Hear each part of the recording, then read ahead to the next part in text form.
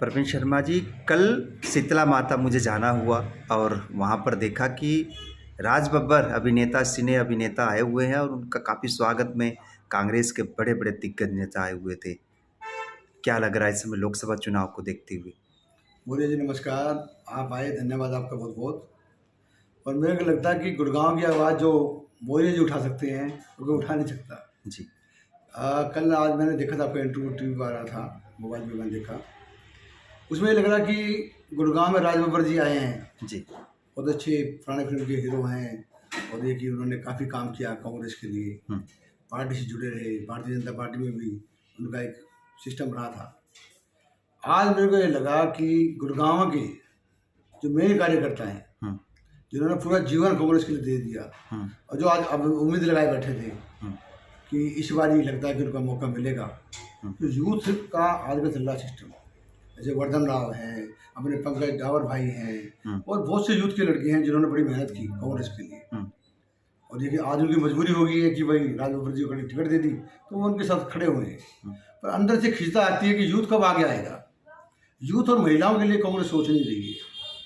पहले तो कहते थे कि हमारे मैक्सिमम कैंडिडेट बीजेपी ने ले लिए, राव जीत हैं, धर्मवीर हैं, ये सब हमारे कांग्रेस ही थे जिनको भारतीय जनता पार्टी में कैंडिडेट नहीं है। हमारे कांग्रेस कैंडिडेट ले लिए किसने? बीजेपी ने। आज इनके पास गुड़गांव का कैंडिडेट नहीं है, जो इनको इम्पोर्ट कराना पड़ा बाहर से। एक फिल्मी हीरो को टिकट देना गुड़गांव जैसे शहर में, यहाँ सारा लोकल एरिया है, इसको मिलेनियम सिटी कहते हैं। पूरे हरियाणा में जो चला रहा है सिस्टम गुड़गांव से चल रहा है। आपका कहना है कि पैराशूट से आया हुआ है? हाँ, मतलब बाहरी एक व्यक्ति आके आपके लोकसभा का दावेदारी ठोक देता है। अस्थाई नेता बैठे रह जाते हैं। स्थायी नेता नहीं, जो लोग मेहनत करके आए हैं, ऐसे ऐसे कैंडिडेट हैं। जैसे हमारे गुड़गांव गांव कटारिया साहब हैं और अपने अपने टूलर साहब हैं। वो आज से नहीं, मैं बचपन से देख रहा हूँ, आज से करीब 40 साल से वो बेचारे मेहनत कर रहे हैं कांग्रेस पार्टी में। उनका कोई नाम ही नहीं आता है। वो बेचारे कांग्रेस की बात कर रहे थे। हाँ। कांग्रेस की ही क्यों, बीजेपी क्यों नहीं? बीजेपी में भी तो ऐसे लोग हैं। राव साहब कांग्रेस से चलकर आए बीजेपी में, चलो एक बार उनको मौका मिला, 2 बार मिला, तीसरी बार क्यों दिया? और बीजेपी के लोग नहीं थे? बीजेपी में भी तो लोग हैं ना। यूथ को कौन? आप कांग्रेस की बात कर रहे हैं कि उसमें भाई पंकज जी को देते, राव वर्धन यादव को देते, तो बीजेपी में भी ये हो सकता था। इंद्रजीत को छोड़ के अन्य लोग भी थे। नाम लेना आप चाहें तो ले सकते हैं, नहीं तो मैं बता दूं कितने सारे लोग पड़े हुए। साहब ने लास्ट टाइम ये कहा कि मेरे कुछ काम पेंडिंग है, जैसे मेडिकल कॉलेज का है, एम्स का है, बहुत से काम ऐसे हैं। और राव साहब एक सीनियर लीडर हैं, तो कांग्रेस में रहे या बीजेपी में रहे, किसी पार्टी में रहे, उनका एक सिस्टम है और वो एक सिस्टम से काम करते हैं। राव साहब आज तक दाग नहीं लगा, वो कांग्रेस में रहे, बीजेपी में रहे, किसी पार्टी में रहे, वो एक इतने सीनियर लीडर हैं, वो खाली पब्लिक के लिए काम करते हैं। कोई एक आदमी ये कहते राव साहब पे 1% को दाग है तो मैं मान जाऊंगा उसको। राव साहब ने तो खाली अपने गुड़गांव क्षेत्र के लिए, रेवाड़ी क्षेत्र के लिए, पूरे हरियाणा की सोचते हैं वो। अजी हरियाणा का नहीं, एक बार मुझे याद है कि वो एक बार बहुत बड़े सिस्टम से जुड़ गए थे। उन्होंने सैनिकों के लिए इतना काम किया। कहाँ से? गुरुग्राम का रेवेन्यू जो पैसा है यहाँ का अन्य जिले में चला जाता है।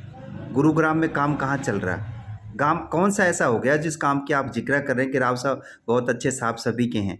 ऐसा क्या काम कर दिया है? काम तो कहीं कुछ बोले नहीं। काम बता दे रहा हूँ आपको, जैसे सेंट्रल गवर्नमेंट का पैसा आता है, एमपी के थ्रू आता है। वो पैसा जाता कहाँ? सारा रोड में, मशीनरी में, गुड़गांव की साफ सफाई में। अब समझा नहीं, पिछले 60 साल से कांग्रेस गवर्नमेंट थी यहाँ पे, राव साहब उनके साथ जुड़े हुए थे, काफी टाइम से जुड़े थे। पर उनका एक डर था अंदर कि यार मैं जो काम करना चाहता हूँ कर नहीं पा रहा हूँ। पिछले 10 साल से राव साहब ने खुल के काम किया है।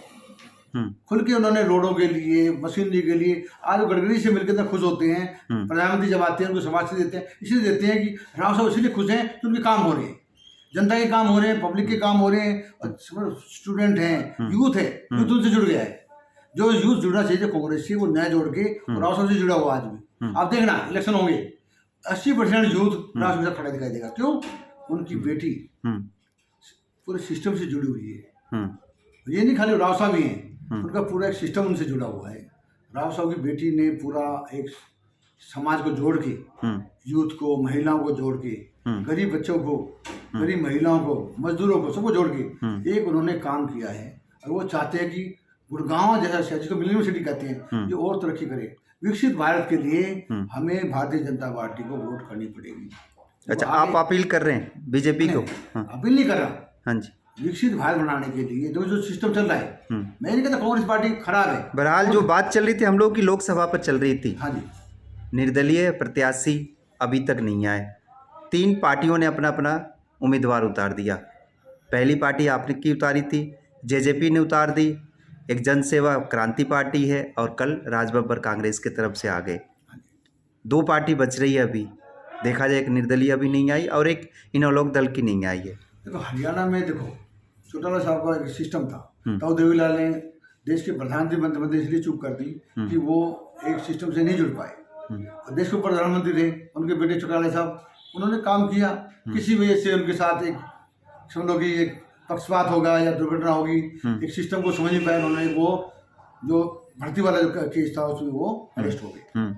उन्होंने कोई गलत काम नहीं किया। मैं आज भी कहता हूँ चौटाला साहब ने हरियाणा के लिए बहुत अच्छे काम किए। शिक्षा घोटाला नहीं था? हाँ जी, शिक्षा घोटाला नहीं था, आप कह रहे हैं? घोटाला सुनिए, होता क्या है कि एक आदमी ना होता है सिस्टम से जुड़ जाता है।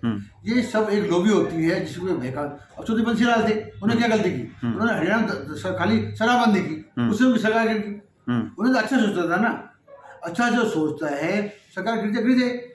चौटाला साहब ने अच्छा सोचा, वो जेल में गए, किसी और को तो अंदर नहीं जान दिया उन्होंने, तो सब कुछ उन्होंने अपने ऊपर लिया। चौधरी बंसीलाल थे, उन्होंने शराबबंदी की, मैंने की, सरकार गिर जाए, पर मैं चाहता हूँ शराबबंदी हो। ऐसे ही राव इंद्रजीत थे। राव इंद्रजीत कहता है कि मैं हरियाणा के गुड़गांव के विकास के लिए, अपनी लोकसभा के एरिया के लिए जो मेरे से मैक्सिमम विकास होगा मरते दम तक। इस बार उनको लगता है कि लास्ट इलेक्शन होगा क्योंकि ये हो चुकी है। वो एक ऐसा उदाहरण देके जाएंगे कि मैंने अपने क्षेत्र में जो काम किया। आज गुड़गांव का नाम मिलेनियम सिटी रखा गया ना जी, उसमें मैक्सिमम जो योगदान है वो राव साहब का है।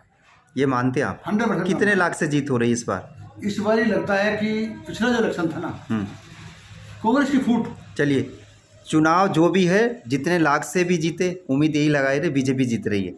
कांग्रेस की अगर पूरी टीम एक साथ हो जाती है तो क्या लगता है बीजेपी को टक्कर देगी? देखो जी, कांग्रेस में तो क्या है, आपसी फूट है। कांग्रेस का बंदा कांग्रेस के बंदे को हरा रहा है। हो गया रहा है, यूथ इनसे जुड़ नहीं रहा। क्यों? यूथ को आगे नहीं ला रहे। महिलाएं कभी उनका नाम ही नहीं लेती।